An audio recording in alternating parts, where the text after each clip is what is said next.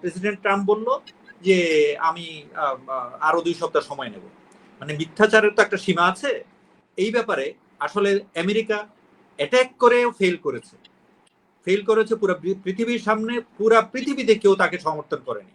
এই যে গাজাতে কি করলো এই কদিনে, শুধুমাত্র যারা যারা এটা কোনো যুদ্ধ না, যারা খাবার সংগ্রহ করতে আসছে তাদেরকেই মারা হচ্ছে।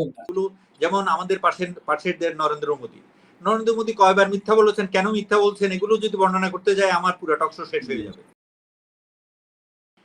প্রথম পাঞ্চে যখন কেউ অ্যাটাক করে, এই অ্যাটাকের পরবর্তী যে জিনিসগুলো রিটেলিয়েশন, এই দিয়ে কোনো সমস্যার সমাধান হয়।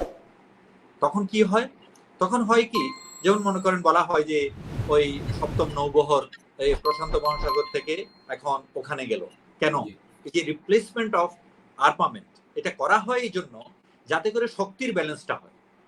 কিন্তু এখন এখানে যা হয়েছে সেটা তো একেবারেই অকথ্য একটা জিনিস। প্রেসিডেন্ট ট্রাম্প বলল যে আমি আরো 2 সপ্তাহ সময় নেব।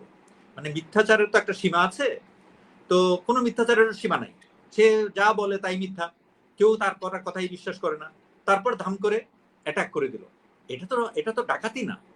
আপনি যদি নিজেকে পৃথিবীতে একটা শক্তিশালী রাষ্ট্র হিসেবে প্রমাণ করতে চান, আপনি যদি মরলিপনা করতে চান, আপনি যদি দাদাগিরি করতে চান, আপনি যদি লিডারশিপ চান, then you require certain amount of character, certain amount of rules to be followed. It is not like always you show your muscle and you defeat the opponent. No, it is never. এখন আসেন তাহলে এই ব্যাপারে আসলে America attack করেও fail করেছে। Fail করেছে পুরো পৃথিবীর সামনে, পুরো পৃথিবীতে কেউ তাকে সমর্থন করেনি। সে যা বলেছে ধ্বংস হয়ে গেছে, এখন দেখা যাচ্ছে পুরো মিথ্যা।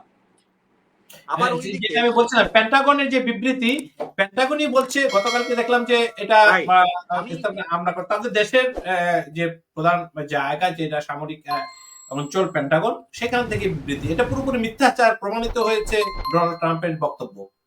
ওকে, আমি কে কি বক্তব্য দিল, কে মিথ্যাচার করলো, এগুলো যেমন আমাদের পাশের দেশ নরেন্দ্র মোদী কয়বার মিথ্যা বলেছেন, কেন মিথ্যা বলছেন, এগুলো যদি বর্ণনা করতে যায় আমার পুরো টকশো শেষ হয়ে যাবে। এখন যেটা সমস্যা হয়েছে পৃথিবীতে কতগুলো শক্তি আবির্ভূত হয়েছে যারা আসলে রুলে বিশ্বাস করে না, ওরা ডিস্ট্রাকশনে বিশ্বাস করে, ওরা হেট স্পিচ অ্যান্ড হেট্রেডটাকে প্রচার করে।